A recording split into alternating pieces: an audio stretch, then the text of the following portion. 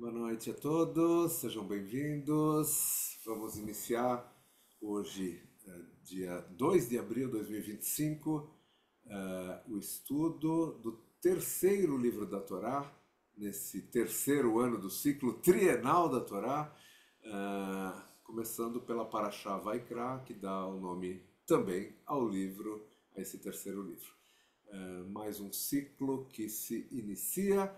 E eu estou muito feliz de poder passar a palavra para o Moré Aguinaldo, que diretamente de Israel, na madrugada de Israel, está aqui com a gente. A gente agradece antecipadamente, Moré, pela sua disponibilidade de poder fazer isso com a gente, de nos orientar nesse estudo. Obrigado, Moré.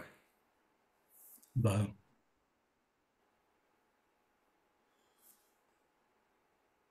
Shalom, shalom, lekulam. Vamos começar então com as brachot.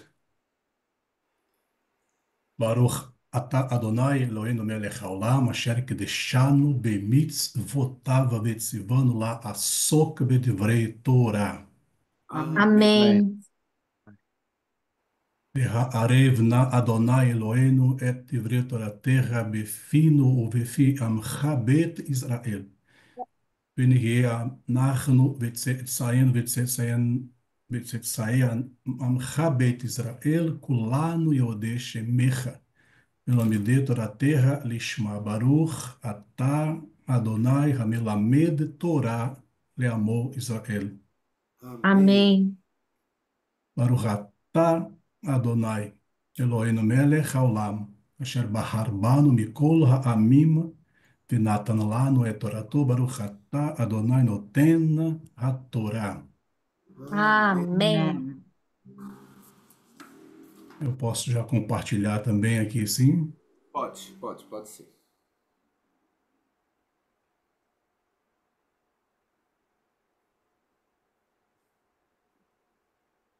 Aqui.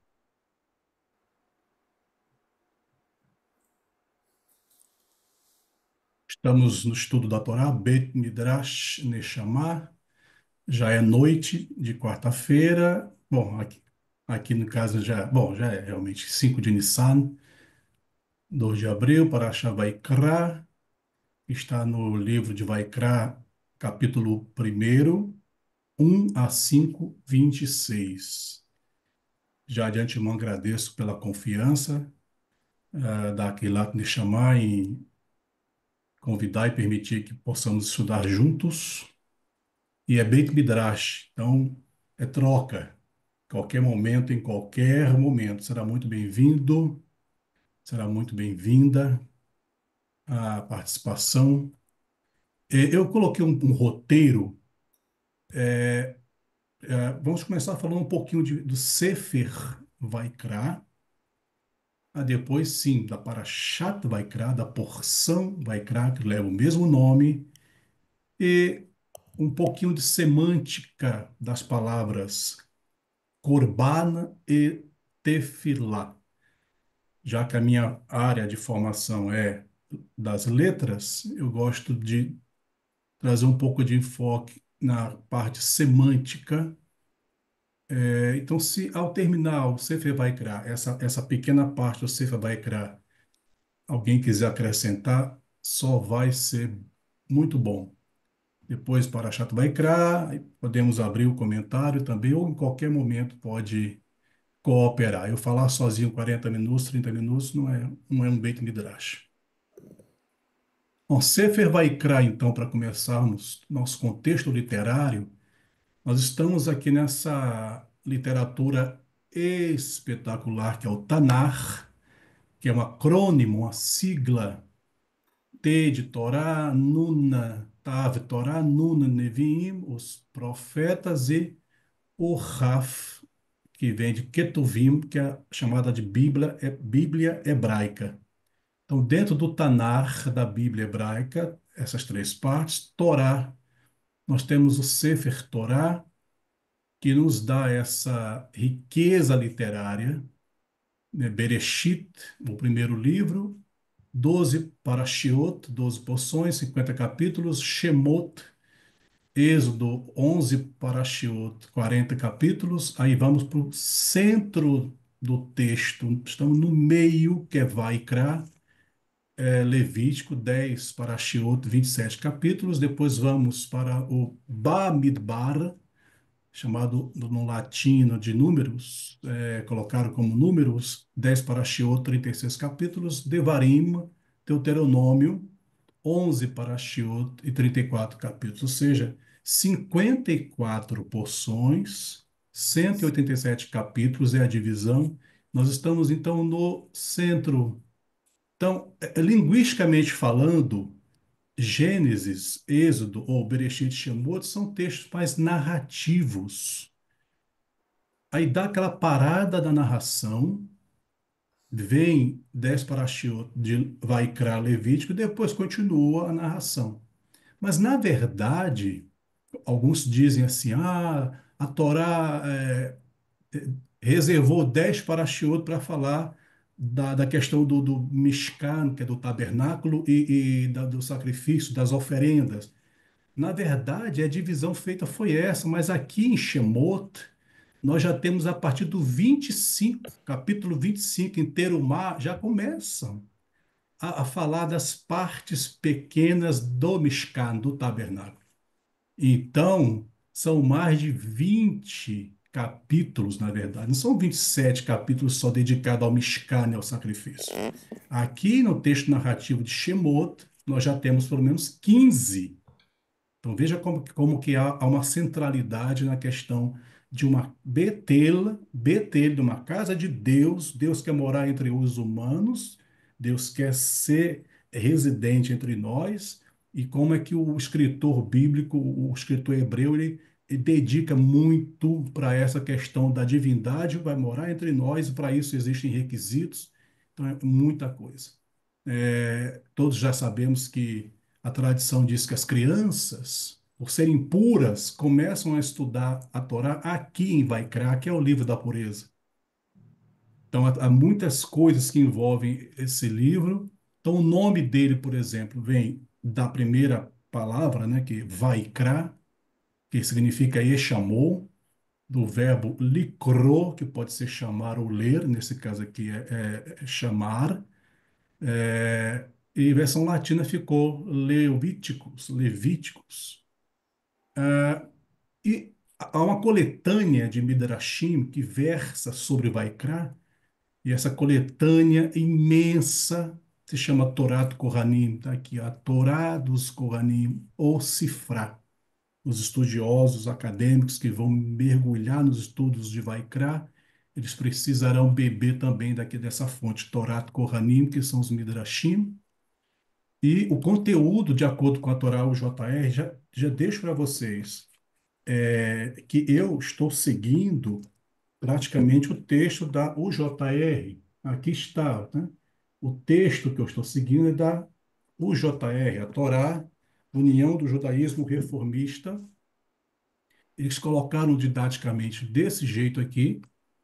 Lei do Sacrifício, capítulo 1 a 7 de Vaikra, depois vem a dedicação do tabernáculo, ordenação dos sacerdotes, com eventos relacionados de 8 a 10. Alimentos permitidos e proibidos 11, 1 a 23. Impureza e purificação 11, 24 a 15, 33. Yom Kippur, dia do perdão, capítulo 16. Lei da Santidade 17 a 26 e leis suplementares referentes a votos, donativos e dívidas. Então, essa é a divisão didática colocada pela Torá UJR, ou assuntos do livro. Ou seja, tanto, tanta dedicação para a construção de um tabernáculo, de uma tenda móvel, e vem Vaikra e diz, agora vem o guia do usuário, como que você vai utilizar. Então, o texto deixa de ser narrativo e passa a ser mais prescritivo. Maneiras de abordar o livro de Vaikra. Olha, pelo menos três. Eu sei que pode haver mais, e, por favor, podem falar se vocês lembrarem. Abordagem histórica. Então, existem os que estudam Vaikra, o Levítico, de uma forma histórica e ponto. Existem os que estudam Vaikra, uma abordagem simbólica e conseguem enxergar símbolos em quase tudo ou em tudo. quase tudo tem um símbolo e a pessoa pega aquilo ali como algo que é incorporado em algum costume, e existem os que estudam numa abordagem concreta, ou seja, os rituais descritos no livro estão temporariamente interrompidos, ou seja, existe a expectativa de que tudo isso voltará a acontecer. Então, como é que nós vamos fazer a abordagem aqui? Nós vamos viajar um pouco na questão histórica, questão simbólica, né? Essa questão concreta aqui, de que os rituais estão interrompidos temporariamente, está aqui fora de cogitação. É, Personagens, temos Yud-Heh Vav-Heh, o Hakadosh Baruch Hu, o sagrado, que chama Moshe. Esse é o nome do livro, esse é o nome da Parashá. Ele chama Moshe. Por que chama? Porque após montar o tabernáculo, Moshe não entra. Ele está assustado, ele está impactado, e aí tem aquela voz que o chama de dentro do Mishkan. Dá para ele orientações, Moshe recebe e depois ele vai repassar para os Kohanim e para os hebreus. Ou seja, na verdade é o diálogo de Yud-Heh Vav-Heh do sagrado com Moshe. E o local em que se passa esse Sefer, esse livro, é no Ohel Moed, ou seja, a tenda da reunião. Quase todo o Sefer Vaikra se passa na tenda da reunião. Acredita-se que Moshe ficou pelo menos 30 dias ouvindo as orientações sobre o uso desse tabernáculo. Mishkan é o nome, tenda, tabernáculo, tenda da reunião. E na Parashat Terumar, no capítulo 25, ou seja, lá atrás em Shemot, já aparece: deixe que me façam um santuário, para que eu habite entre eles. E agora está o santuário feito, já foi levantado, e entra a fase do Vaikra, de receber as orientações de qual é o comportamento, qual é o ofício sagrado dentro dele. Então, é interessante que nessa Torá UJR, eles colocam faz uma metáfora, né? E se em Bereshit e em Shemot parece uma cascata, né? Parece águas correndo de maneira muito dinâmica, quando você chega ao terceiro livro, que é Vaikra, parece um lago para tudo. Então, essa é a metáfora que é feita, que eu acho muito bonito, porque de fato há muitas narrativas, há muito movimento, e chega a Vaikra, parece aquela coisa, um lago, parece realmente essa metáfora boa, né? Está tudo parado, vamos receber as orientações do sacro ofício no Mishkan. Bom, alguém quer comentar sobre o livro de Vaikra? Eu fiz só uma introdução sobre o livro em si, como central no estudo da Torá. Deixa eu ver aqui se alguém levantou a mão. Muito breve observação, Aguinaldo. Na verdade, para o resto das pessoas, não é para o Aguinaldo.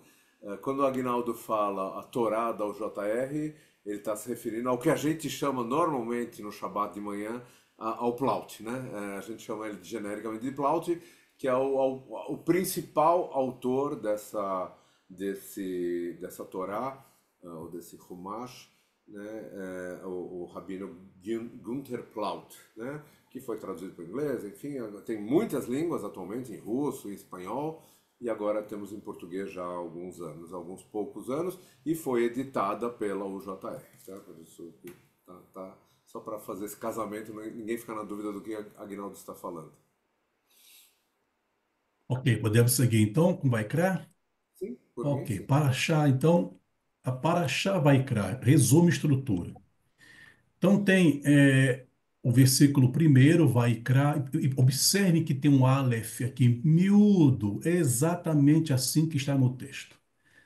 Vaikra, quando eu orientei o estudo de Mishpatim, foi Mishpatim? Foi.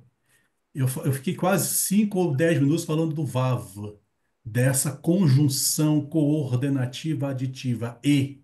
Então existe aqui o e chamou. Por que e chamou? Porque está conectando a Paraxá Vaikra com a Paraxá anterior. Né? Por que que está e chamou? Nós vamos para o texto de Pecudei, capítulo 40, fechando o 40, no livro de Shemot, em Êxodo 40, aparece lá, quando Moisés concluiu a obra, a nuvem cobriu a tenda da reunião, a presença do Eterno preencheu o tabernáculo, Moisés não pôde entrar na tenda da reunião, porque a nuvem havia estacionado sobre ela e a presença do Eterno preenchia o tabernáculo. Quando a nuvem se levantava sobre o tabernáculo, os israelitas partiam para suas várias jornadas. Mas se a nuvem não se levantasse, eles não partiam até o momento em que esta se levantasse. Aí vem o versículo 38 que encerra o livro de Êxodo, Shemot. Pois sobre o tabernáculo uma nuvem do Eterno se mantinha durante o dia e fogo aparecia à noite à vista de toda a casa de Israel ao longo de suas jornadas e chamou. Então, assim que vem essa conexão, né, quando nós encontramos esse vav, não podemos pegar o texto picotado, mas saber que ele está conectado ao anterior, e assim está. E chamou Moisés aqui, a Torá, o JE colocou, o eterno já é uma interpretação, né? Já é uma tradução interpretativa, porque aqui está só vai Vaikra, e chamou, o verbo chamou ele, Moshe, ele falou da tenda da reunião, dizendo. Aí vem toda a orientação de Vaikra. Então, olha só, esse resumo da estrutura da Paraxá. Fala das oferendas, os tipos de oferendas que estão aqui. Começa pela primeira oferenda. O pessoal traduz como sacrifício, e a oferenda é um pouco melhor para se pensar. A oferenda é chamada Korban Olá. Touro, carneiro, bode, pombo, ou rola, ou pombinhos. Uma oferenda de elevação, olá significa então é subir, né? Essa primeira oferenda colocada, toda ela é queimada, por isso que se chama olá, é completamente queimada, nada é comido dessa parte da oferenda, ela é voluntária, capítulo 1, de 1 a 17, e faz parte do que? Qual a compensação que essa oferenda de olá traz? Ela traz uma compensação aos maus impulsos do coração e pensamentos perversos.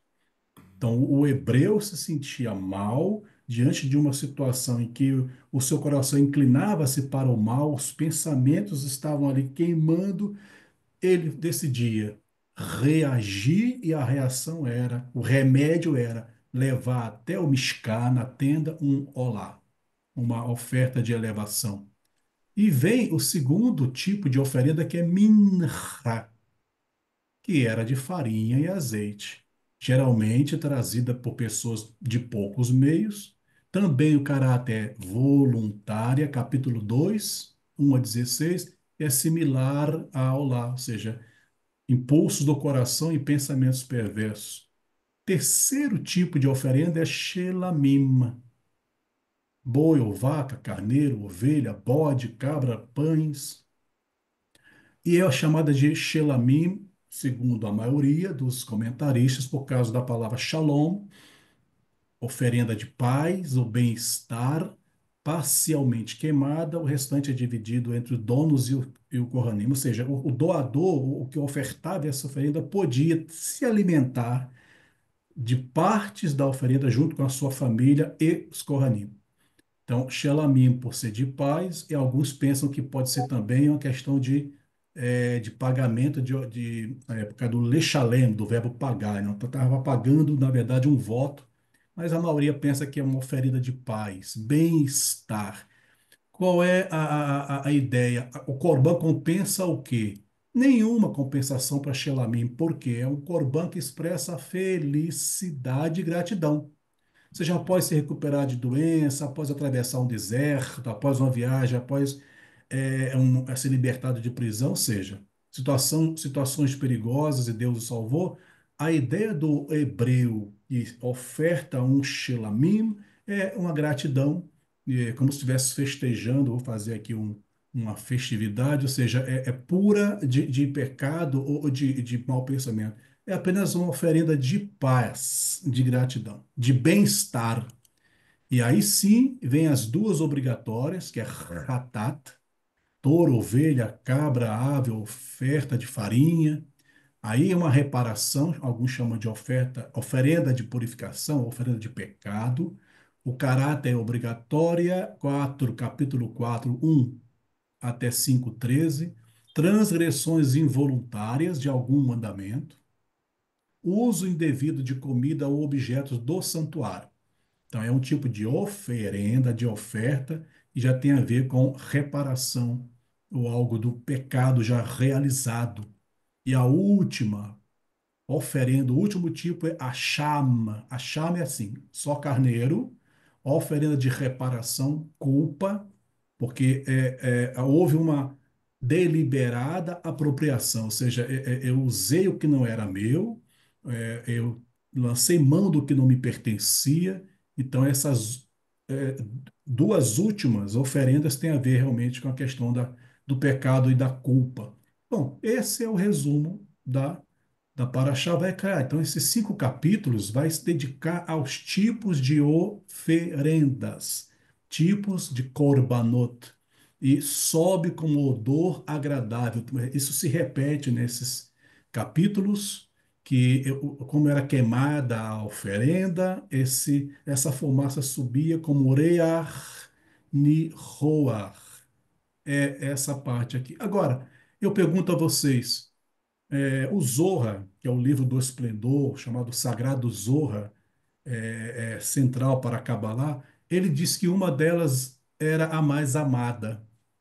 Qual dessas, Olá, Mincha, Shelamim, Hatat, Washam, é chamada no Zohar de a mais amada? Minha, Qual delas é a mais amada? É Olá, é a Mincha, é Shelamim, é Hatat ou Asham? minha, Para o Zohar, ele coloca aqui em acha Shelamim. ela mim? É a oferenda que não tem nenhuma motivação de mau pensamento ou de pecado. É voluntariedade por gratidão. Eu estou tão feliz e eu vou à sinagoga rezar com os meus irmãos. Por que você veio? Porque eu estou feliz, porque eu estou em paz, porque eu estou pleno. Por isso que eu vim. Ah, você não veio pedir uma cura? Não, não, você está com o coração pesado porque você jogou pedra no cego? Não. Então por que você veio? Porque eu estou bem. Então o Zohar diz que essa é a mais amada, a oferenda de paz. Pois não, Rabino? É, quando você começou a contar, a falar sobre cada uma delas, e está muito bem estruturado, parabéns, eu fiquei pensando que o Shelamim a gente continua praticando hoje em dia, não na forma de uma oferenda, mas na forma de uma bênção, que a gente fez essa semana, esse último Shabat, a gente fez acho que uma ou duas vezes, né? Toda vez que alguém volta de viagem, por exemplo, né? A gente É, faz a bênção, a Gomel, que no fundo é exatamente essa benção, né? é, Você está agradecendo por alguma, enfim, alguma felicidade, alguma cura, alguma coisa boa que aconteceu para você, né? Então, ela continua sendo praticada de uma maneira um pouquinho diferente, mas continua sendo praticada, né? sim, verdade. E logicamente que nós estamos aqui, pessoal, tendo que transpassar um abismo. É o que diz a linguística, a exegética, a interpretação de um texto, faz com que o leitor viaje e ultrapasse vários abismos. Então, entre nós e esse grupo de hebreus do deserto, existe esse abismo cultural, histórico, linguístico. É claro que nós vivemos hoje de alguns vestígios de todas essas oferendas, mas de fato a oferenda de paz, o Shalomim, é o que realmente faz você. É claro que há kavod, há uma honra, há um respeito naquele que vai para uma comunidade fazer suas orações, suas rezas, em busca de uma recuperação de saúde. Claro que não é problema nenhum você ter um motivo que faz você se congregar, mas também existe aqueles que acordam com zero problema, se isso é possível, né? Sem nenhuma dificuldade, eles felizes se arrumam e vai congregar Shelamim. Muito bem. Objetivo das oferendas. Quais são os objetivos? Existem dois pensamentos aqui que chocam-se. Um é de Maimônides e outro de Narmânides. Maimônides em 1135, Narmânides 1194. Os dois não em algumas opiniões, como tudo no judaísmo, sempre existem duas opiniões ou três. Para Maimônides, os objetivos de ofertar algo para o sagrado, aqui ele coloca desacostumar o homem, pouco a pouco, dos usos e práticas do seu antigo meio ambiente, ou seja, evitar que os filhos de Israel sacrificassem seus filhos à idolatria. Ou seja, Maimônides vê essa pedagogia da oferenda como evitar a idolatria. Ele coloca algo como a partir de algo negativo. Já Narmânides, ele vai dizer não, não é isso não.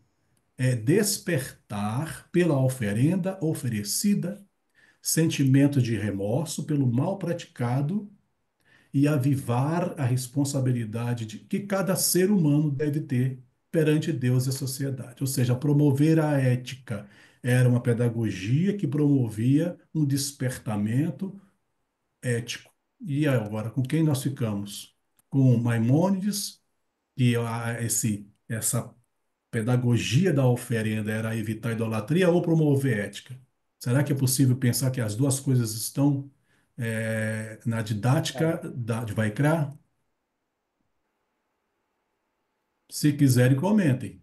Quais são os objetivos ou qual o objetivo de ter toda essa literatura que ensina como se aproximar do sagrado?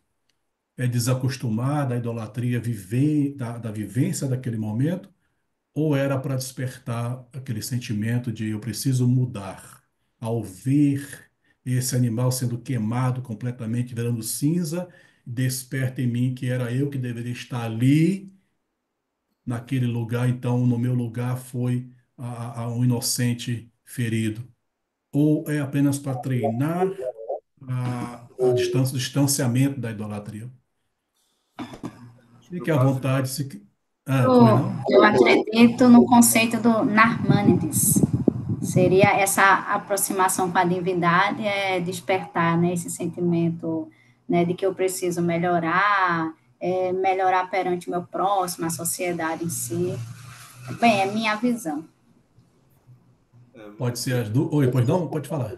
não, eu acho que isso vale, fica muito evidente essa possibilidade que o Nachmanides falou que a Rafaela está concordando, quando você está falando de uma oferta de um animal que é totalmente queimado, enfim, com esse objetivo de procurar algum tipo de reparação.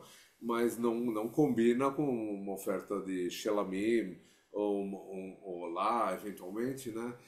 Que aí eu acho que Maimônides está mais perto da realidade, enfim, que ele está enxergando já 1000 anos depois de que tudo isso aconteceu, né? Mas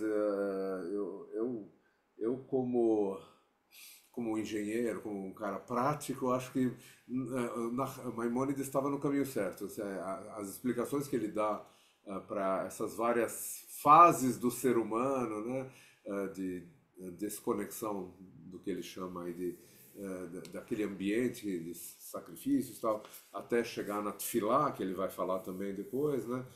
Acho que faz bastante sentido. Na minha cabeça faz muito sentido. Obrigado, Rabino. Jacobson, Fala, JB. por favor.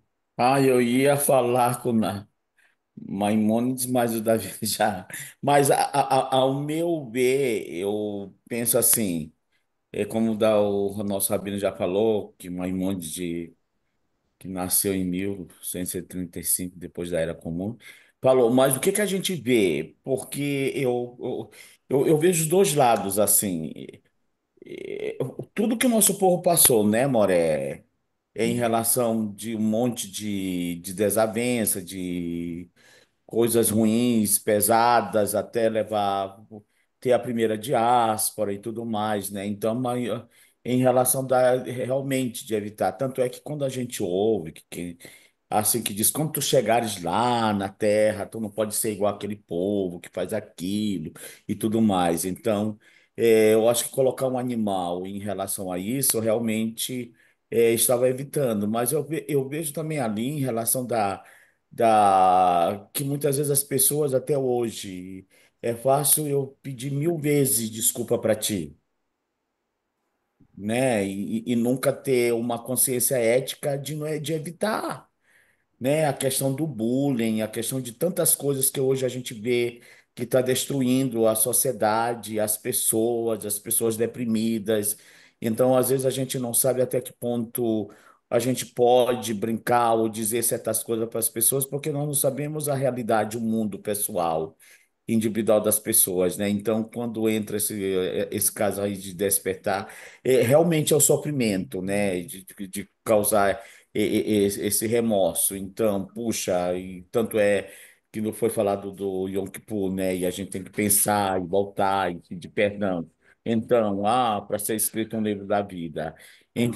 Eu acho que no meu amadurecimento, enquanto ser humano, eu erro, mas então eu preciso ter porque que haja essa promoção da ética para eu não mais vir e dizer, ai, gente, ai, me perdoe, me desculpa, não foi porque eu quis, não sei o que, concordo com o Maimonides, mas também eu coloco ali, talvez, ali naquela balança, o equilíbrio, para eu não voltar toda hora. Então, esse sentimento de remorso, né, eu acho que precisa ter essa ética e essa empatia, essa alteridade com o nosso próximo, com o nosso vizinho, no nosso trabalho, na nossa comunidade, com o nosso irmão, com a nossa família também, né? Principalmente dentro de casa, como nós ouvimos, nós já ouvimos no nosso estudo de segunda-feira, né?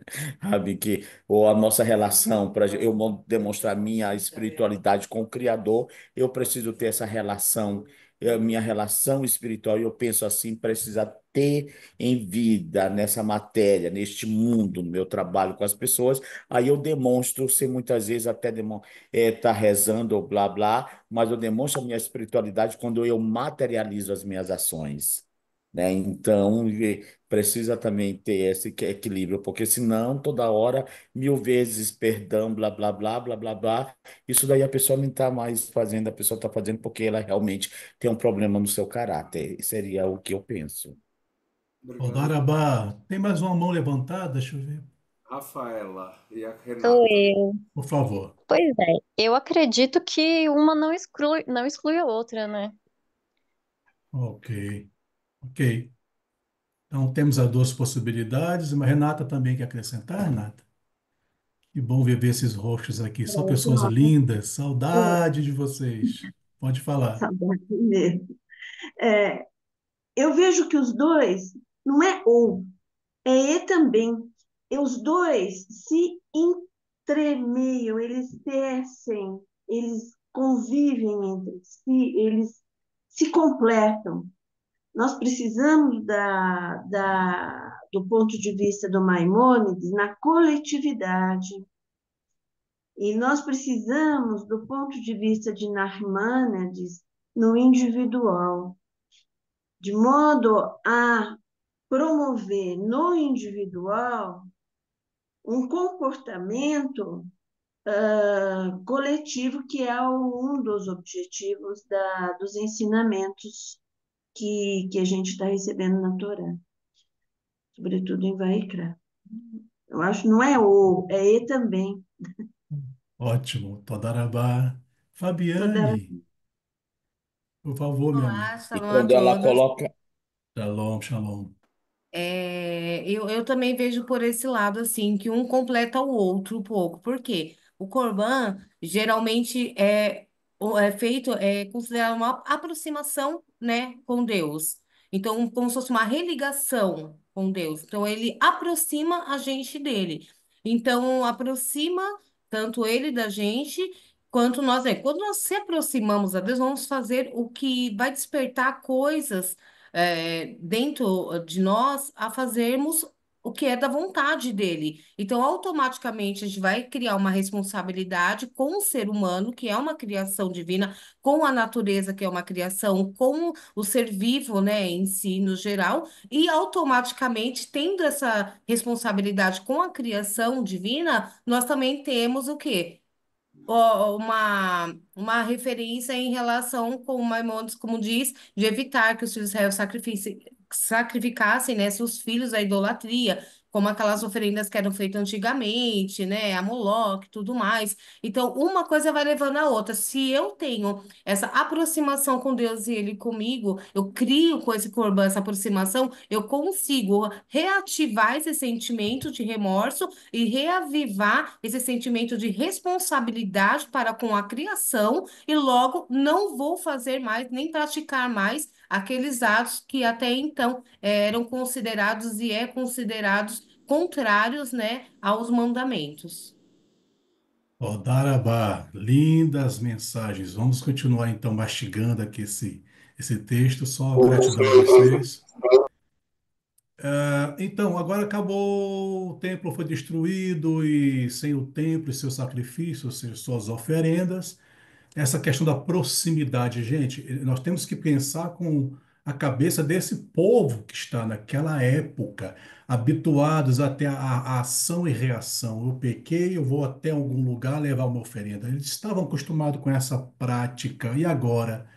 Aí nós temos a questão da substituição, a substituição dos korbanot, veja, preces, alternativas sugeridas, as preces. Nós temos todo um sistema até hoje em nossa vida judaica de shacharit, que lembra a oferenda do alvorecer, minchá, que lembra a oferenda da tarde, arvit, lembra a oferenda de todas as partes do sacrifício que não foram oferecidas. Preces, então, é uma alternativa. O estudo das leis das oferendas, ou seja, estudar as leis das oferendas, é como se estivesse fazendo oferendas. A tchuvá, o arrependimento, que é a reparação do dano, não é só tristeza, mas é a ação de reparar. Estudo da Torá, de acordo com a nossa tradição, tem mais valor do que todos os sacrifícios juntos. Então, o que estamos aqui fazendo ao estudar a Torá é ofertar algo de bom para o eterno e ter aquela equivalência de substituição. Veja, Alahá Berurá tem essa parte que diz assim, consta no Talmud Berachot 14b, 15a. Disse Rabi Yohanan que a pessoa que deseja receber sobre si integralmente o jugo do reino dos céus, que conduza do seguinte modo. Veja, isso é a linguagem daquela época em que se escrevia, né? Isso tem centenas de anos. Que faça suas necessidades, que lave suas mãos, coloque tefilim, que leia o Shema e que reze. Todo aquele que faz suas necessidades, lava suas mãos, coloca tefilim, lê o Shema e que reza, é dito sobre ele que é como se estivesse construindo um altar e sacrificando sobre ele um sacrifício, conforme está escrito em Terrilim 26. Passuco 6. Em pureza lavo minhas mãos e circundo teu altar, ó Eterno. Então, é a questão da ideia de substituir. Aqui temos, por exemplo, na ética dos pais, o Pirkei Avot, nós temos esse trecho, Shimon Hatzadik Haya Mish Yarei Knesset Hagdolah.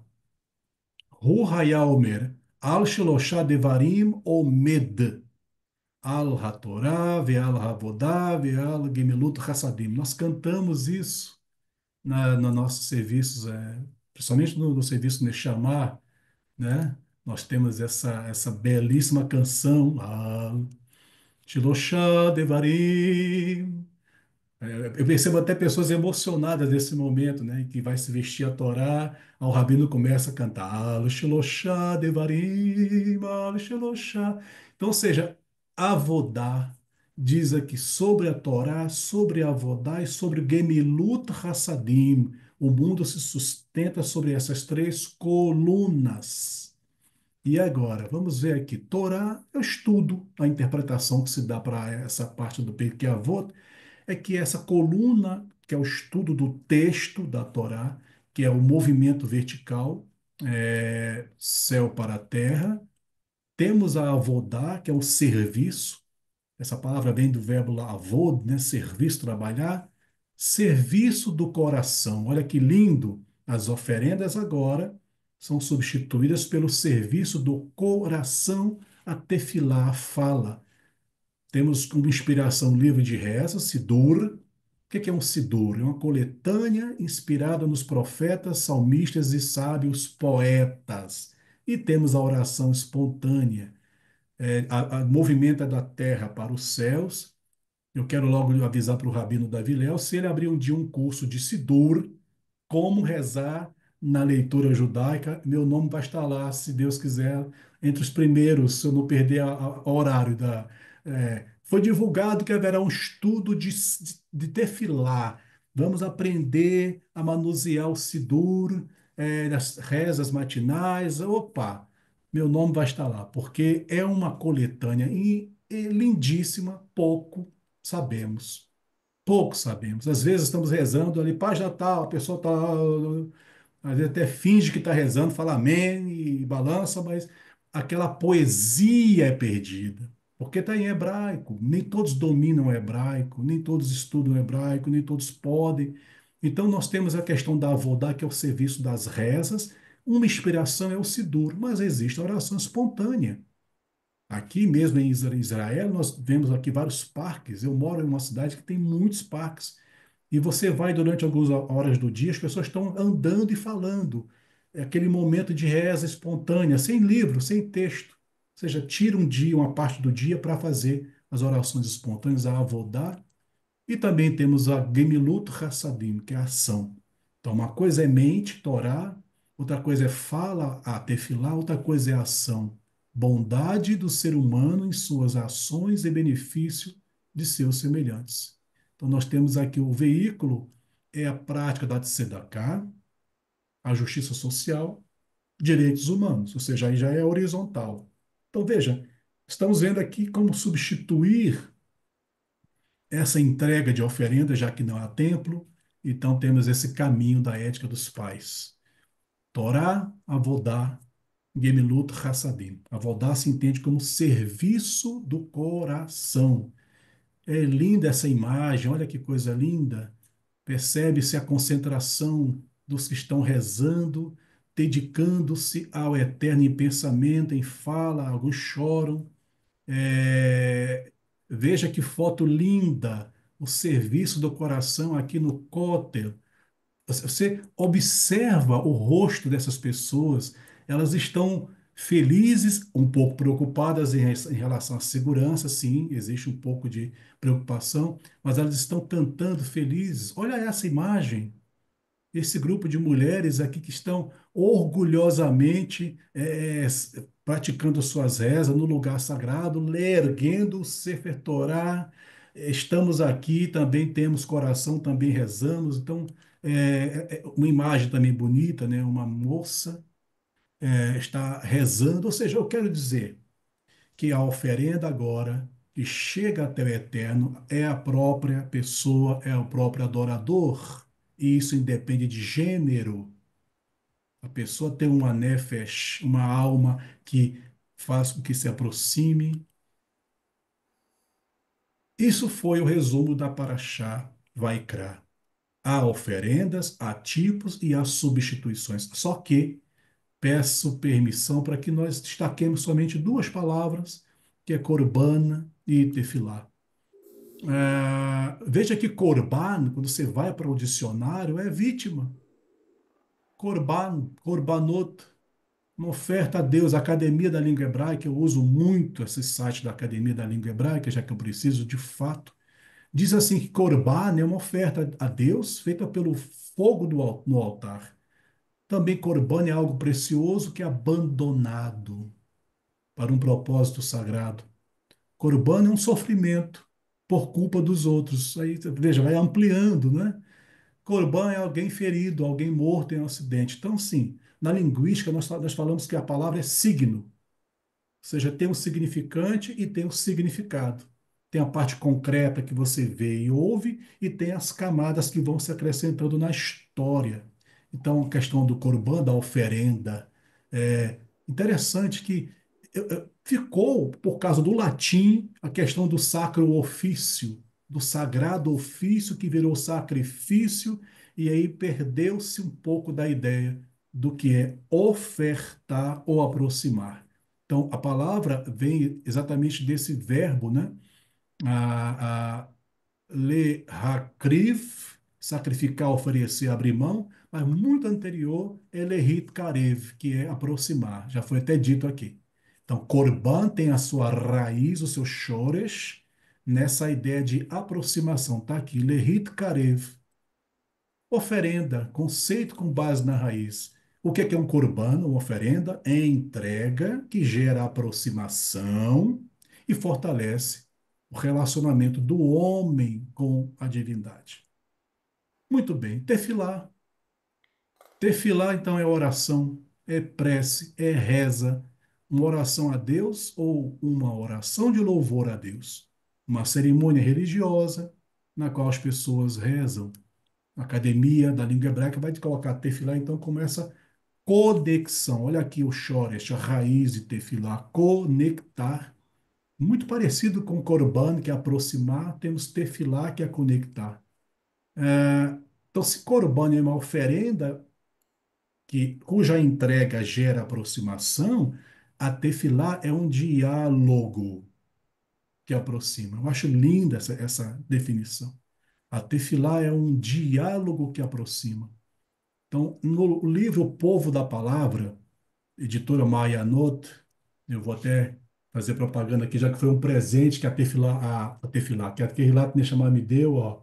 Eu como com farinha esse livro aqui quase todos os dias. É um presentão que eu ganhei da Neshama. Ele fala assim no capítulo que fala sobre Tefilá. Tefilá é a oportunidade para sair de nós mesmos e de nosso egocentrismo para a nossa conscientização, reconhecimento e serviço ao nosso mais importante outro. Quem é o nosso mais importante outro? Deus. Tefilá é o tempo que ocupamos a cada dia para realinhar a nossa perspectiva com a do divino. Ou seja, tefilá é ver o mundo através dos olhos de Deus. Isso é bem diferente, pessoal, de ficar repetindo palavras sem nenhum tempero, sem nenhuma alma. É bem diferente. Só repetir, repetir, repetir. É uma consciência, é uma viagem para o interior. É um conceito muito bonito. E a origem vem de Lehit Palel, pedir, orar, rezar. Agora, Lehit Palel, para quem gosta de hebraico e verbos, sabe que é um verbo reflexivo. Fazer algo para si próprio. Lehit palel é igual o verbo cortar na língua portuguesa. Eu dei aula há vários anos, né, de língua portuguesa em pré-vestibular, como professor de português. Quando chegava nos verbos reflexivos, ó, cortar, eu me cortei. Quem é o sujeito do corte? Eu. Quem é o objeto do corte? Eu também. Então, o reflexivo faz com que a pessoa que pratica sofra, ou seja, é reflexivo. Ler Palel, rezar, é exatamente isso. Não é somente recitar uma oração, não é somente participar da cerimônia, não é somente o que se volta a Deus com o pedido. Na sua origem, Ler Palel, rezar, é conversar consigo ou julgar-se a si mesmo. Você, ao falar, meu Deus, me dá paciência, você está dizendo, eu não tenho paciência. Você confessa para si próprio. Você não está dizendo nenhuma novidade para o sagrado. Você está apenas recitando para si próprio. Isso é o verbo palelo. É rezar a si mesmo. E tem esse texto aqui que diz: o Rabi David Aharon escreve: quando rezar, a sua pergunta não deveria ser: estará Deus ouvindo minhas preces? Mas sim, olha que lindo, estarei eu ouvindo minhas preces? Se a pessoa tiver a impressão de que rezar é comunicar a Deus informações que ele já não sabia, então toda a experiência de prece se torna ridícula. Parece até forte isso, né?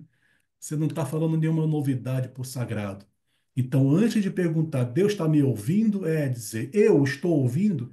Porque às vezes nós não nos ouvimos. E ouvir é um verbo-chave para o povo de Israel. Shema Israel. A prática do ouvir é uma chave para ser judeu. E ouvir a si próprio durante as rezas. Imagine você ler aquela poesia que é um texto orientado pelos sábios para que você possa preencher o seu tempo com sabedoria e você ouvir a si próprio. Isso faz parte da tefilá, não somente repetir como um papagaio o que você nem sabe o que está dizendo. Então, a questão de ouvir, Deus está me ouvindo porque você está falando consigo, como Lerrit Palé. É, Rabino Menachem Livdak, ele diz assim como os sacrifícios, a oração também serve como uma ferramenta através da qual uma pessoa pode desenvolver seu relacionamento com Deus. Nossa discussão sobre oferendas, portanto, também tem importância em nossos dias. A oração individual deve incluir os dois componentes do sacrifício individual. Quais são? Voluntariedade e obrigação. Essencialmente, a oração deve expressar o desejo de uma pessoa de se aproximar de Deus. Mas, quando uma pessoa peca, a oração se torna um meio de reparar relacionamentos danificados. E, por favor, vamos pensar em palavra pecado no contexto judaico, é errar o alvo. Pecado é você não cumprir uma missão a que se destinou. Para não pensar que é pecado no sentido europeu, latim, romano. Pecado é eu tenho uma missão e eu não cumpri minha missão, eu errei o meu alvo, preciso reparar, mas reparar em paz, reparar com sabedoria, reparar com maturidade. Isso é a questão da reparação de pecado. Então, a oração ajuda nessa confissão ao sagrado que está dentro de nós. A oração não sai de nós. A oração vai para dentro desse sagrado. Esse texto de Yeshayahu, Isaías 56:7. Eu vou confessar uma coisa a vocês, mesmo sendo gravado, mas eu vou confessar. Em 2007, eu fui transferido pela aeronáutica, já que eu sou militar, e eu estava em Brasília, fui transferido para São Paulo. Em 2008, eu chego a São Paulo, estou rezando na CIP, e de repente eu vou participar do serviço Nechamar. Olha quanto tempo faz isso, hein? E eu, ao chegar ao Nechamar, vejo o Rav Daviléu com seu filho, um violão.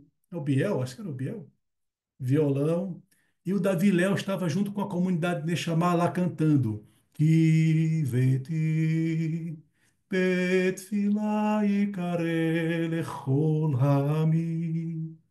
E eu fiquei congelado na porta. Kiveti betfila ikare lechol ha'amim. Kiveti betfila ikare lechol ha'amim. Ele citando Isaías, que diz: porque minha casa será chamada casa de oração para todos os povos. E aí nasceu o amor pelo serviço Nechamar, e já tem um tempinho, 2008 para 2025 já tem um tempinho. E olha o texto que ele está usando aqui nessa música, é Isaías. Pessoal, nós escutamos tantas besteiras. Quando alguém diz assim, os profetas condenavam os sacrifícios e o templo, os profetas queriam destruir tudo. Isaías, no capítulo 1, fala mal do sacrifício do Shabat, das luas novas e arrebentou com tudo, mas é uma ignorância, é uma pressa em falar o que não sabe. Os profetas criticavam, sim, a hipocrisia de levar oferendas e não reparar um pecado do pensamento, do coração ou do convívio. Faltava justiça social, faltava respeito aos direitos humanos, sim. Então, a crítica dos profetas era a hipocrisia de cumprir um rito vazio de amor, um rito vazio de compaixão. Porque se no capítulo 1 ele faz uma crítica severa aos sacrifícios, no 56 ele fala exatamente isso que está aqui. Fala aqui, olha só, também os levarei ao meu santo monte e os alegrarei na minha casa de oração. Os seus holocaustos e seus sacrifícios serão aceitos no meu altar, porque a minha casa será chamada casa de oração para todos os povos.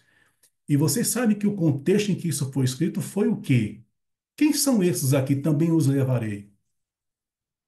Vahaviotim el har kodeshi.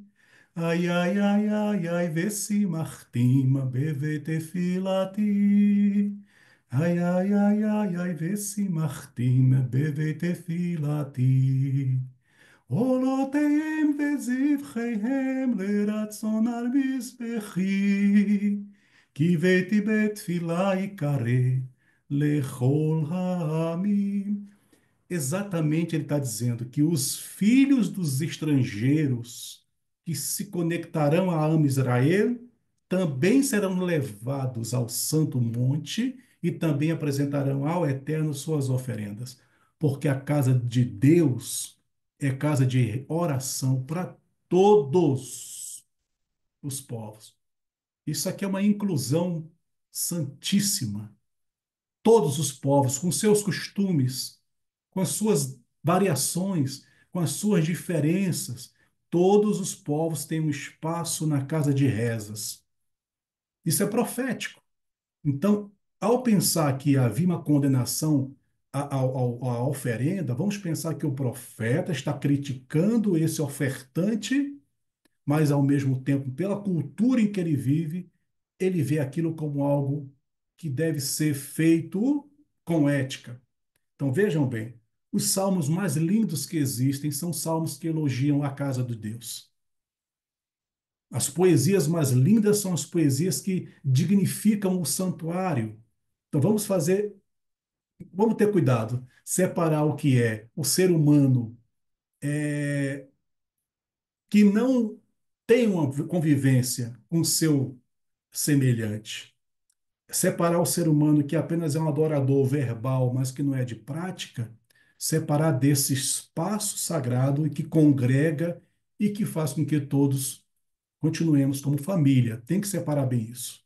Casa de Deus. E outra coisa estranha que dizem, depois que destruiu o templo, agora sim virou casa de oração. Não, naquela época já era chamada de casa de oração, ou seja, oração tefilá, bet tefilá é a casa de diálogo. E o diálogo da época era a oferenda. Então, é bom ter um pouco de cuidado ao tecer comentários de um texto que é antigo, é milenar, de uma língua que não é de, de rotina, falar coisas que às vezes ofendem. Então, a ideia de casa de Deus é a casa de comunicação, casa de diálogo, e os profetas não estão atacando a casa de Deus. Não pensemos assim. Tanto é que todos os anos nós comemoramos a reinauguração do templo.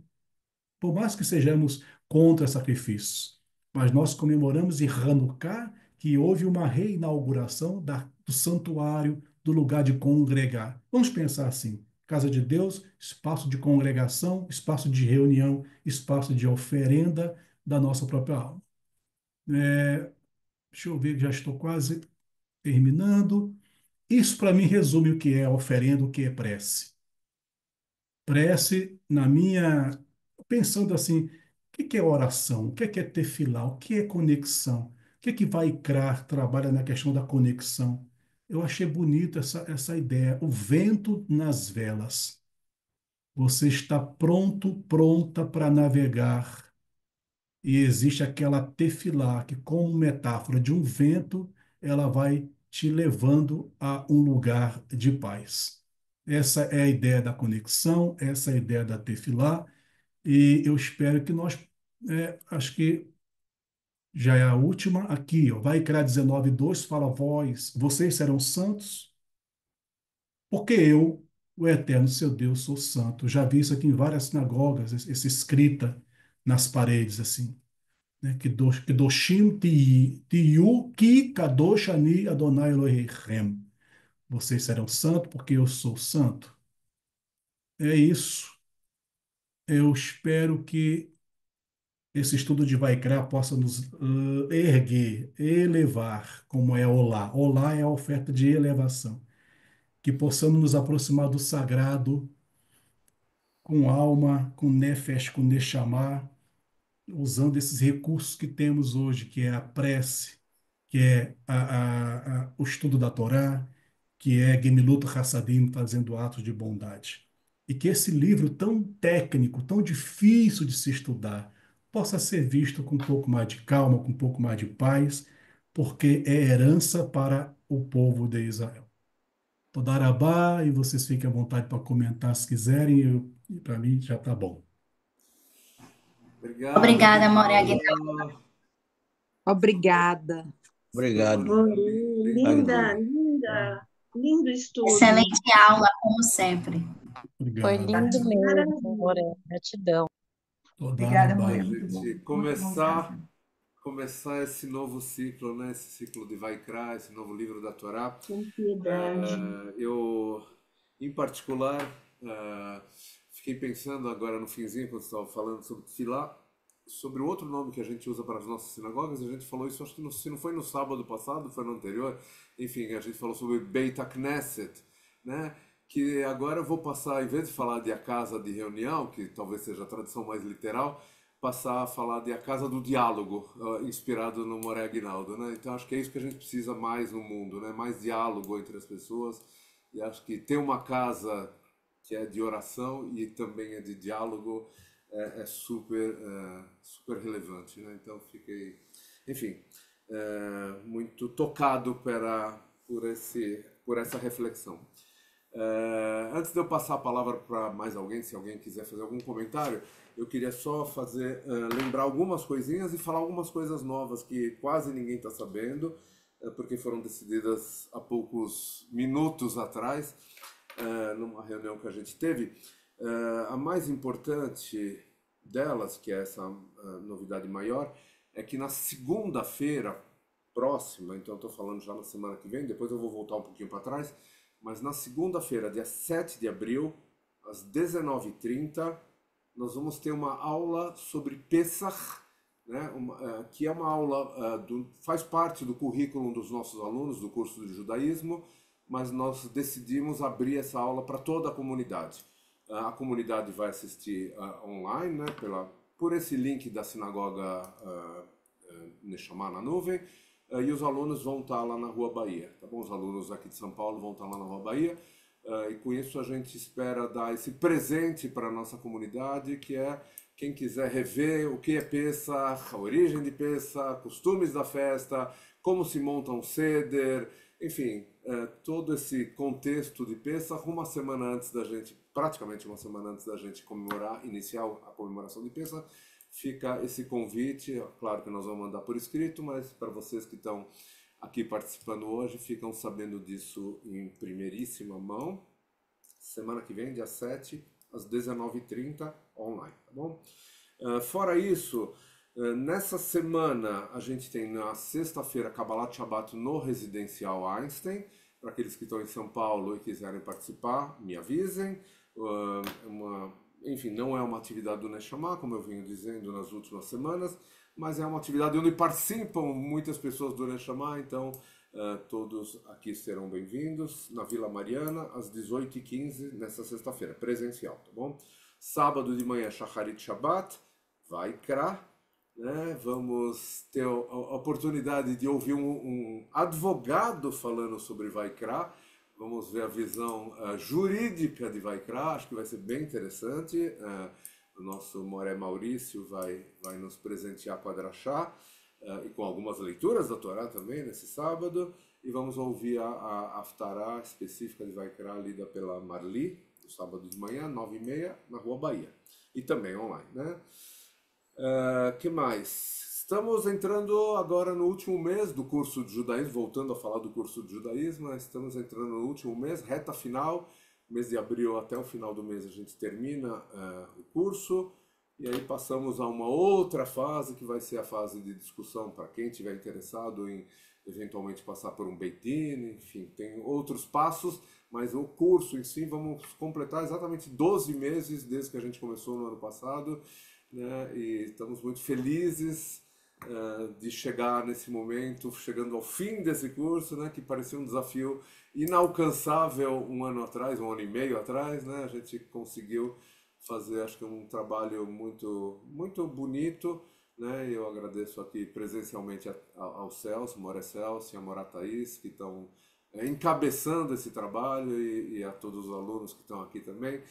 Acho que foi uma construção a muitas mãos e muito, acho que nos traz muita alegria, né, pelo resultado que a gente está observando, tá bom? Estamos também agora entrando no terceiro mês do nosso curso de hebraico, né, e aqui eu agradeço ao Moré Aguinaldo pela disponibilidade de estar, bom, hoje pior ainda, né, porque são, sei lá que horas da madrugada, quase da hora de acordar já, mas mesmo às terças-feiras Moré Aguinaldo não falta, né, e a gente já então, estamos no Para terceiro. ele, para ele agora são 3h40 da manhã. 3h40. Vamos liberar o Aguinaldo, mas eu queria agradecer pessoalmente aqui ao Aguinaldo pelo curso de hebraico, pela aula, claro, pelo estudo de hoje, mas também pelo curso de hebraico. Eu só tenho ouvido muitos elogios, e tenho feito muitas recomendações para todo mundo que quiser estudar hebraico de uma maneira diferente, não simplesmente entre aspas, um cursinho de hebraico, mas realmente uma enciclopédia de hebraico. Eu acho que vale muito a pena. Vamos ter próximos cursos, se Deus quiser, em breve. Temos mais 4 meses ainda. E por fim, falar sobre Pesach. Voltando a falar sobre Pesach, a gente, infelizmente, esse ano não vamos ter um Seder de Pesach do Neshama, mas vamos ter um Shabbat de Pesach, vamos ter essa aula sobre Pesach. E estamos tentando encaixar todo mundo que queira participar de um Seder de Pesach, esteja em São Paulo. A gente está tentando encaixar em alguma família, enfim, em algum evento de Seder de Pesach, para que ninguém fique sem passar pelo menos um Seder de Pesach presencial com outras pessoas, né? Do meu lado, ainda tenho 2 vagas para domingo, dia 13, o segundo Seder de Pesach. Do primeiro Seder eu tinha várias vagas, mas já estão ocupadas. Mas para o segundo eu ainda tenho 2 vagas. Então, se alguém quiser e tiver disponibilidade e não está participando de outro Seder, quiser participar no domingo, dia 13, me avise, tá bom? Acho que é isso, eu não esqueci nada. Celso, Carol, Thaís. Rabino, Fala, Aguinaldo. só uma coisa que eu acho importante, eu esqueci de falar, que esse sistema de oferendas durou mais de 1000 anos. Que nós falamos assim, 2000 que não se faz, sim, mas foram 1000. Como durou essa pedagogia da oferta de se incomodar e agir, reagir para tentar mudar-se? 1000 anos. E o Plaut fala muito sobre isso, que as pessoas profundamente perturbadas por causarem acidentes, perturbadas porque, por ignorância, por descuido, faziam coisas estranhas. O alívio vinha pela oferenda. Então, o sacrifício poderia trazer esse alívio, essa terapia. Então, temos que tentar enxergar de um jeito mais humano, de humanos precisando da conexão, usando os recursos que tinham na época. E eu queria agradecer a vocês que estão participando e aproveitar, quando vocês forem conversar com o sagrado, quando vocês estiverem dialogando naquele momento mais puro, silencioso, mais lindo, se lembrar de Agnaldo Félix, eu vou agradecer. Dialoga com o sagrado e diz assim: olha, aquele paraibano que está lá em Carmieiro, na Galileia, dá uma forcinha para ele, porque para mim vai ser muito bom receber as filotas, as rezas de pessoas tão justas, tão boas como vocês. Muito obrigado. Pode deixar, Aguinaldo. Obrigada, Aguinaldo. Eu queria fazer um comentáriozinho, assim, do que eu ouvi essa semana, falando, assim, pegando o gancho do Aguinaldo de felicidade. A minha neta Maia estava comentando com a professora de música dela como que era o Neshama. Ah, É. Aí ela fala assim: nossa, é uma sinagoga muito legal. Eles cantam muito, eles dançam muito e eles são muito felizes. Foi a definição. Cristiano, que legal. Então, assim, voz de criança é voz de criança. Voltando lá no começo, Tá que a bem Aguinaldo tudo. falou da pureza das crianças, né? Pureza das crianças. Exatamente. E a gente começa a estudar o livro do Vaikra justamente por isso, né? Por ser o livro da pureza, né? Que Ah, bacana. e falando em criança, temos um bem gostosinho aí da Ana Cláudia, dá Acordar vontade de nessa hora, morder. 10 da noite. Como tá acordada essa criança? Tem a Tá. Caju também, olha. Oh, Ah! meu Deus! E por falar em criança, essa semana eu ganhei mais um sobrinho neto lá em Israel, nasceu mais uma menininha. Eu acho que ainda não Uau! sei o nome porque Oh, ainda não deram o nome para ela, mas em breve eu trago a Mazatov. fotinho dela, já tenho a fotinho dela do dia que ela nasceu. Estamos povoando a terra de Israel. Minha família, pelo menos, está povoando a terra de Israel. Olha. Quarto filho de um dos meus sobrinhos. Mas é o segundo sobrinho que já tem 4 filhos. Quer dizer, só desses 2 sobrinhos são 8. Uau. Muito bem, gente. Mais algum comentário? Alguma. A gente não falou, eu não voltei a falar sobre Israel.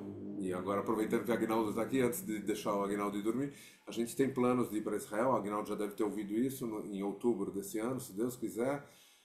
Não temos nenhuma novidade ainda. Muita gente andou me perguntando, custo, quanto vai custar, tal. Enfim, não temos as informações ainda. O que eu falei para todo mundo é reserve a data, primeira coisa. Segundo, guarde um dinheiro. Vai custar, é óbvio que vai custar. Tem a passagem, tem a hospedagem e tem o próprio congresso. A hospedagem e o congresso a gente vai diminuir, tentar diminuir ao máximo, né, fazendo coisas juntos, né? A passagem não tem muito milagre, né? E temos já alguns interessados em fazer o bar mitzvah, inclusive de fora de São Paulo.